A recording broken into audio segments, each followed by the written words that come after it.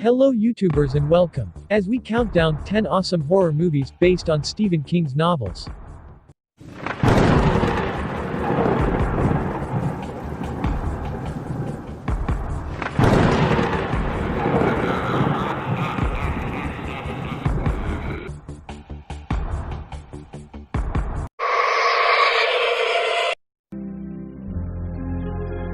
The whole town's been using this place for generations. Folks make a kind of ritual out of it. Dr. Lewis Creed and his wife Rachel relocate from Boston to rural Maine with their 2 young children. The couple soon discover a mysterious burial ground hidden deep in the woods near their new home. When tragedy strikes, Lewis turns to his neighbor Judd, and this sets off a chain reaction of gruesome events. Can Lewis save his daughter? Can the dead be raised? It's all going down at the pet cemetery. It's not some campfire story. Saw these in the trees up there. They're warnings. The local tribes carved them before they fled. They fear that place. There's something up there That cat was dead. that brings things back. Church?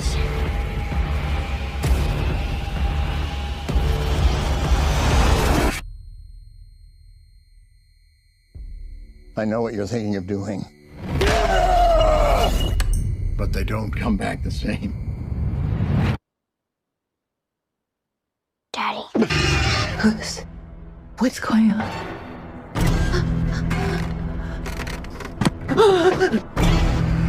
Hug your daughter. I should never have shown you that place. Your child is not the only thing that will come back. The barrier is broken.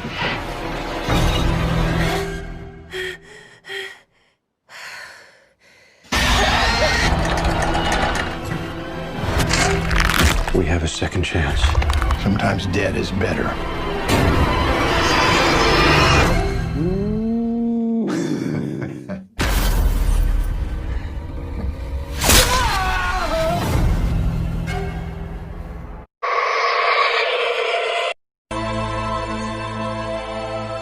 What's going on? It's death. After a powerful storm damages their home, David and his young son head into town to gather food and supplies. Soon afterward, a thick fog appears and engulfs the town, trapping them and others in the grocery store. Terror mounts as deadly creatures reveal themselves outside. But inside, a mob calls for human sacrifice to be sent out, believing it will appease the creatures. Tie this around your waist. For 4. Let us know you got at least 300 feet. There's nothing out there. Nothing in the mist. What if you're wrong?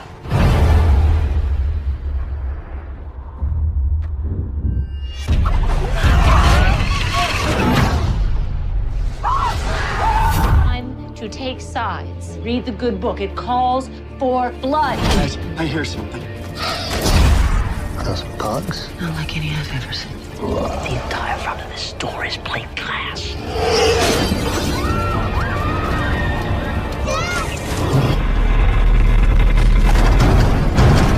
Promise you won't let the monsters get me. What are you guys messing with up there? I thought that there were other dimensions. They wanted to try and make a window. Well, maybe your window turned out to be a door. Who she's gonna sacrifice to make it all better? We want the boy. You try it. Kill him!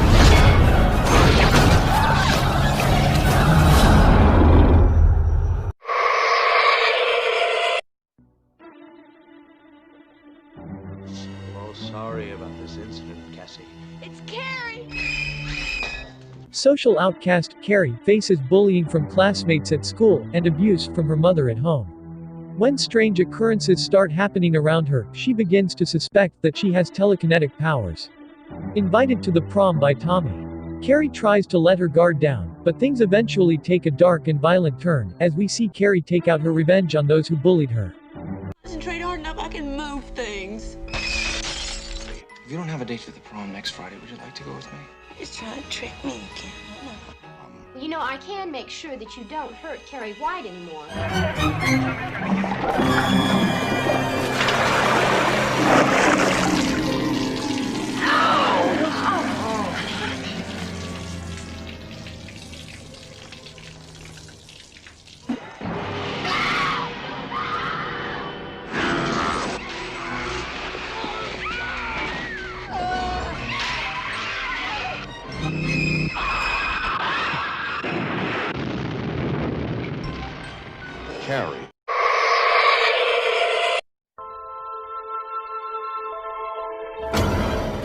Sir? Thinner. Obese attorney, Bill Halleck, is cursed by an old gypsy for killing his daughter. He starts to rapidly and uncontrollably lose weight. He grows thinner each day, no matter how much or what he eats. He has no choice but to call his friend, involved in organized crime, to get the gypsy to lift the curse by any means. Time is running out for Bill as he draws closer to his death. Winning! Winning! You've got to stop eating like that. I can't help it, Heidi. All I think about is food.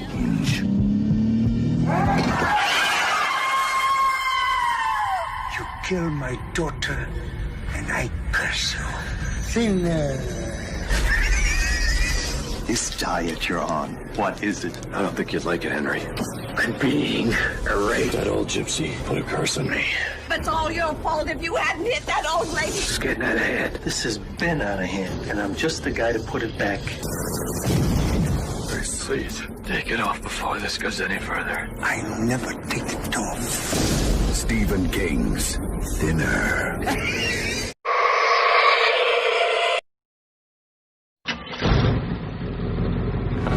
Ever since he bought that car, he's been obsessed with it. And you know what else?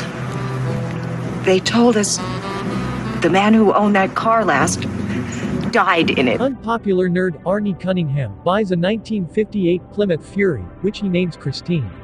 Arnie develops an unhealthy obsession with the car, to the alarm of his friend, Dennis. After Buddy defaces Christine, the car restores itself to perfect condition, and begins killing off Buddy and his friends. Determined to stop the deaths, Dennis and Arnie's girlfriend decide to destroy Christine. I saw you guys at the football game. How'd you ever get that car fixed up like that? Oh, just plain old-fashioned hard work. What do you know about that car? I know that the guy who owned the car before Arnie, his daughter choked to death in Christine. It's that car. I swear it's the car. How's Christine coming? Oh, Cherry. That's funny, because I heard she was total, and he just comes back and does it again. He won't do it again.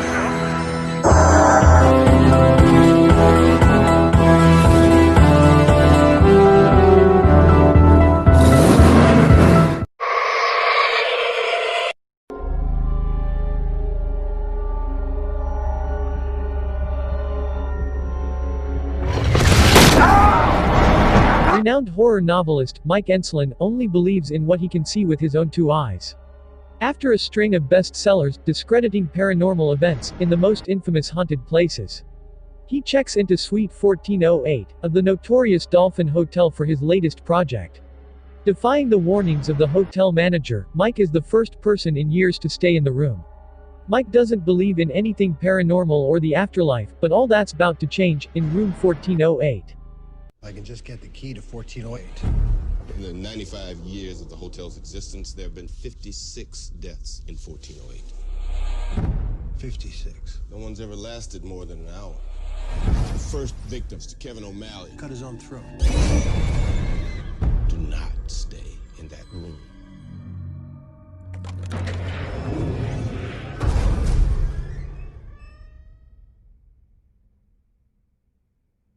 This is it. Hotel rooms are a naturally creepy place. It does have the vague air of menace.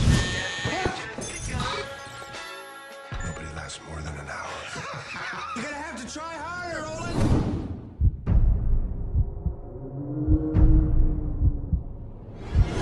It's not what I'm seeing. It's not real. It just ain't as real as it seems.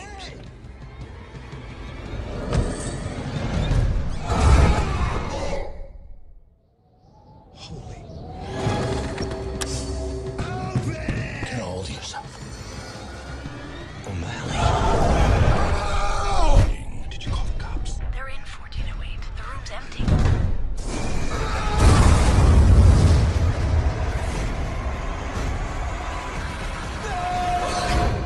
Daddy, don't you love me anymore? 1408.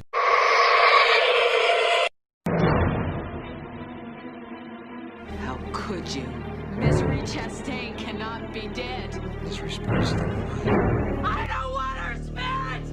I want her!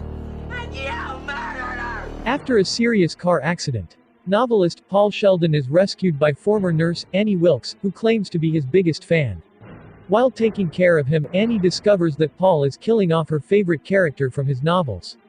This is where the plot becomes twisted, as we see Annie go from a caring nurse to a deranged psychopath. The movie stars James Caan and Kathy Bates, in her best performance to date. Everybody sure likes those misery books. They had it at the store, Paul. They said he checked out last Tuesday. The presumption must now be that Paul Sheldon is dead. And don't even think about anybody coming for you, because I never called them. Nobody knows you're here. And you better hope nothing happens to me. Because if I die, you die. The operation was called hobbling.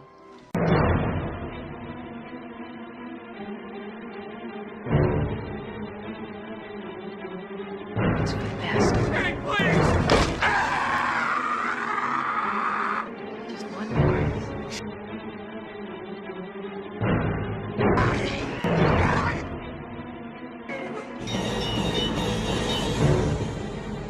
God, I love you.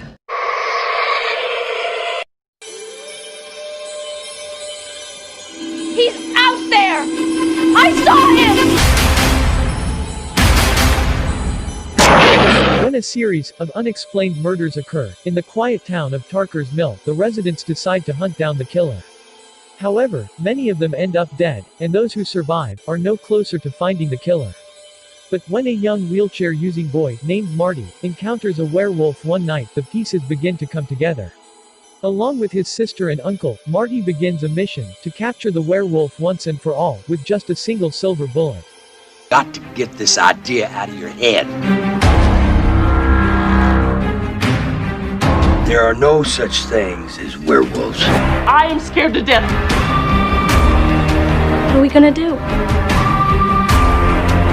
I think I know. I want you to turn this into a silver bullet. Heck, you're gonna shoot a .44 bullet at anyway. Made out of silver. Load is full. You better watch it. I think he's going to come after me. Are you ready? You see how all things serve the will and the mind of God. You see? You meddling little... Help me, please!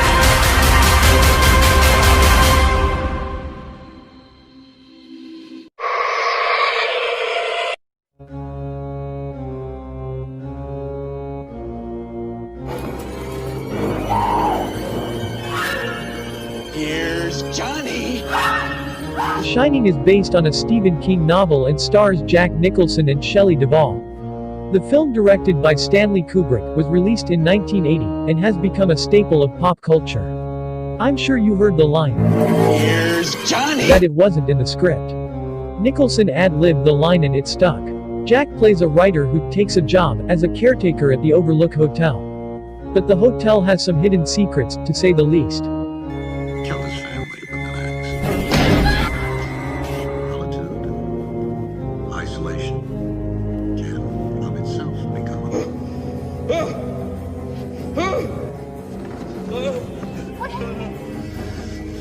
Right, dude. I killed you and Danny. You did this to me!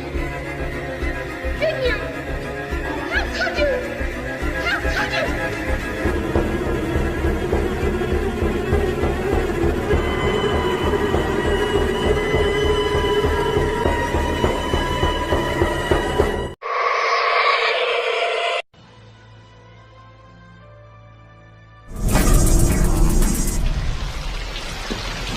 Hi, Georgie. It was first released in the 90s as a two-part mini-series. A remake was made in 2017, and didn't stray too much from the original. The plot sees 7 outcast teenagers take on a demonic clown called Pennywise, who likes to snack on kids. They end up defeating this monster, but 30 years later, it returns. The 7 kids, who are now adults, return to their hometown and try to put an end to this psycho clown. Killed my brother George, you bastard! Yeah, I did. Hey, we're 7 now. Lucky 7. I want to kill it. I just want to forget about it. It's not just us. It's all the other kids, too. Who's gonna be next? It kills kids, damn it!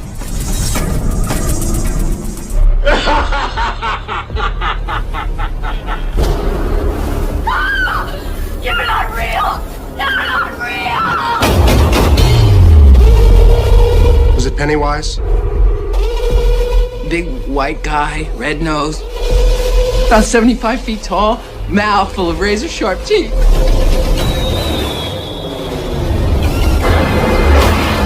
Losers die. They all flow.